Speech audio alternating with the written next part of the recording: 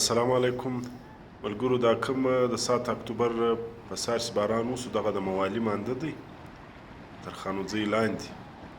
دغه مانده ماشاءالله ډېر په زور راغی.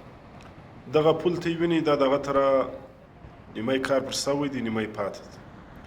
پر دا روډ له خانوځۍ زه بیا تر پښینه پورې بیخي ډېر ټریفیک دی او دا روډ له ډېره عمر څخه خراب دی. نو خلکو بار بار د دغه شکایتونه کړي دي. بهرحال د دغه پرساني حال نشته. موږ یو وار بیا له حکامې بالا زه دا خواست کوو، بله واره موږ ویډیو ورکړي وه چې د دغه روډ غم د وخوړل شي. پر دا روډ بیخي ډېر ټریفیک دی لکه د نیشنل هایوې. نو دا خلکو ته مشکلات دا ګاډیانې دلته ولاړې دي، ته یې ولیدلې دا په ګانټو دا ګاډیانې ولاړې، دا مانده چې راشي دا لارم بند دی او دا روډ هم فل خراب دی.